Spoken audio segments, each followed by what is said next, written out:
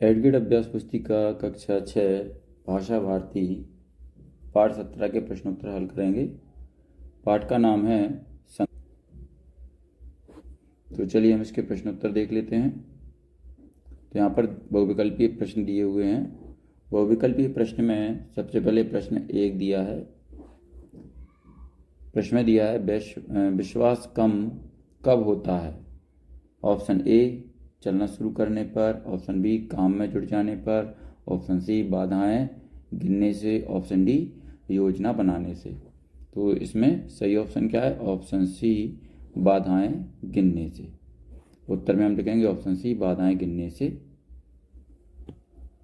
चलिए इसके बाद हम आगे बढ़ते हैं। प्रश्न नंबर 2 पर आते हैं। पर्वत का भिन्न अर्थ वाला शब्द है। ऑप्शन ए गिरी, ऑप्शन बी पहाड़, ऑप्शन सी अचल, ऑप्शन डी पाहन। यानी पर्वत से भिन्न जो शब्द है वो हमें बताना है। तो यहाँ पर देखिए गिरी पर्वत का पर्यायवाची है, पहाड़ भी पर्यायवाची है और अचल भी पर्यायवाची है, और पाहन पत्थर को कहते हैं। तो पाहन ये पर्वत से भिन्न है। तो यहाँ पर उत्तर में हम क्या लिखेंगे? Option D Pahan. चलिए इसके बाद हम आगे बढ़ते हैं। प्रश्न नंबर 3 पर आते हैं। पुष्प सुमन कुसुम शब्द है। ऑप्शन ए समानार्थी, ऑप्शन बी भिन्नार्थी, ऑप्शन सी विरुद्धार्थी, ऑप्शन डी अनेकार्थी। तो बच्चों पुष्प सुमन और कुसुम ये पर्यायवाची हैं काय के? फूल के, है ना, यानी कि समानार्थी। तो चलिए यहाँ पर उत्तर में हम क्या लिखेंगे? ऑप्शन ए समानार्थी। चलिए हम आगे बढ़ते हैं। प्रश्न नंबर 7। करने से होता है सब कुछ, करना शुरू करें पंक्ति में अलंकार है। ऑप्शन ए रूपक, ऑप्शन बी उत्प्रेक्षा, ऑप्शन सी उपमा, ऑप्शन डी अनुप्रास। तो इसमें सही ऑप्शन है ऑप्शन डी अनुप्रास। उत्तर में हम लिखेंगे ऑप्शन डी अनुप्रास। इसके बाद प्रश्न नंबर 5 पर आते हैं। दोहरा लाभ प्राप्त करना, इससे हम लोकोक्तियों में कहेंगे। लोकोक्तियों में से हम क्या कहेंगे?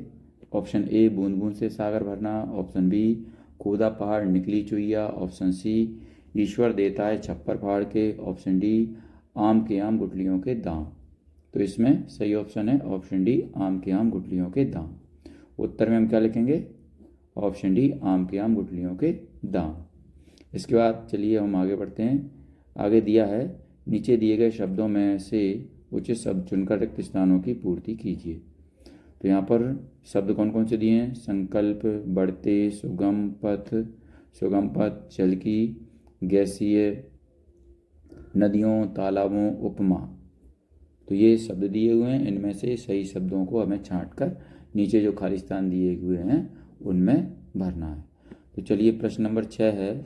उद्गम का संबंध खाली स्थान में लिखेंगे नदियों से है ना, ये नदियों से। इसके बाद प्रश्न नंबर 7 है। दुर्गम पथ का विलोम है। दुर्गम का विलोम क्या है? सुगम। यहाँ पर हम क्या भरेंगे? सुगम। इसके बाद प्रश्न नंबर 8 है।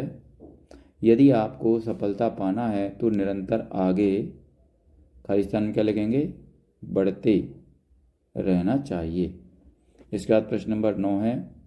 जलवाष्प को खाली स्थान में लिखेंगे जल की गैसीय अवस्था कहते हैं। इसके बाद प्रश्न नंबर 10 है। दृढ़ इच्छा शक्ति को खाली स्थान में लिखेंगे संकल्प कहते हैं। तो यहाँ पर खाली स्थान में क्या लिखेंगे हम? संकल्प। चलिए बच्चों हम आगे बढ़ते हैं। अति लघु उत्तरीय प्रश्न आ चुका है।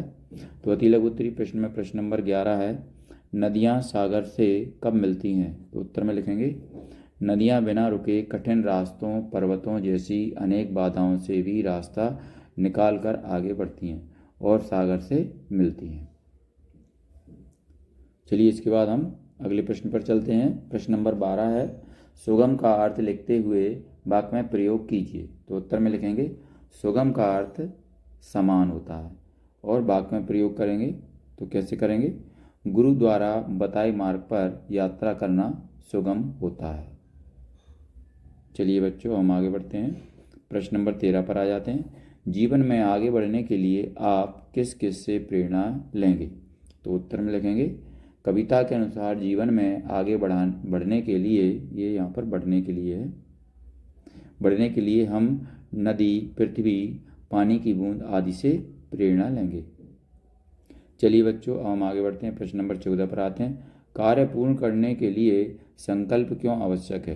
तो उत्तर में लिखेंगे कार्य पूर्ण करने के लिए संकल्प इसलिए आवश्यक है क्योंकि यह हमें लक्ष्य की ओर केंद्रित रखता है और हमारा मनोबल बनाए रखता है। अब आगे बढ़ते हैं, लघु उत्तरीय प्रश्न आ चुके हैं। प्रश्न नंबर 15 है लघु उत्तरीय प्रश्न में, नदियों से हमें क्या प्रेरणा मिलती है? तो उत्तर में लिखेंगे नदियों से हमें कठिन रास्तों पर भी बिना रुके निरंतर आगे बढ़ने की प्रेरणा मिलती है। फिर प्रश्न नंबर 16 है, कविता में से अनुप्रास अलंकार वाली कोई दो पंक्तियां लिखिए। तो अनुप्रास अलंकार वाली दो पंक्तियां कौन कौन सी हैं? उत्तर में हम लिखेंगे गिर गिर कर चलना सीखें, गरज गरज कर बादल बरसे। प्रश्न नंबर 17 पर आते हैं। प्रश्न नंबर 17 में दिया है हमें पथ की बाधाओं से निकलने के लिए क्या करना चाहिए? तो उत्तर में लिखेंगे हमें पथ की बाधाओं से निकलने के लिए बाधाओं से घबराना नहीं चाहिए, बल्कि निरंतर हमें अपने काम में आगे बढ़ते रहना चाहिए। प्रश्न नंबर 18 है अब, बिना रुके तो बूंदें गिरती, उद्गम रूप धरे पंक्ति का भावार्थ लिखिए। तो उत्तर में हम लिखेंगे उपरोक्त पंक्ति का भावार्थ है कि लगातार वर्षा होने से छोटी छोटी बूंदें भी नदी का उद्गम स्थान बन जाती हैं। इसी प्रकार लगातार कार्य में लगे रहने से कार्य में सफलता अवश्य मिलती है। चलिए हम आगे बढ़ते हैं। दीर्घ उत्तरीय प्रश्न हमारे सामने आ चुके हैं। दीर्घ उत्तरीय प्रश्न में प्रश्न नंबर 19 दिया है जलाशयों का जल वर्षा के जल में किस प्रकार बदलता है? तो उत्तर में लिखेंगे सूर्य की किरणों के ताप से पृथ्वी पर पाए जाने वाले जलाशयों का जल गर्म हो जाता है और वाष्प में बदल जाता है। यह वाष्प ही जब आकाश में एकत्रित होती है तो बादल बनते हैं और इसी प्रकार जलाशयों का जल वर्षा के जल के रूप में बदल जाता है। चलिए बच्चों, अब हम प्रश्न नंबर 20 पर आते हैं। हमें अपने कामों में सफल होने के लिए कौन सी बातों का ध्यान रखना होगा? तो उत्तर में लिखेंगे हमें अपने कामों में सफल होने के लिए निम्नलिखित बातों का ध्यान रखना होगा। पहला है हमें आत्मविश्वास से पूर्ण होकर अपने कार्यों को शुरू करना होगा। दूसरा है हमें मार्ग में आने वाली बाधाओं से न घबराकर निरंतर आगे चलना होगा। और तीसरा है हमें अपनी विजय का संकल्प लेकर आगे बढ़ते रहना होगा। तो यहाँ पर ये हमारा 20 नंबर का प्रश्न कंप्लीट होता है और साथ में हमारा पार्ट 17 भी कंप्लीट होता है। तो बच्चों, अगर आपको ये वीडियो अच्छा लगता है तो इसको लाइक करें, अपने दोस्तों के साथ शेयर भी करें। इसी तरीके के और भी वीडियो पाने के लिए हमारे इस चैनल को सब्सक्राइब करना ना भूलें। धन्यवाद।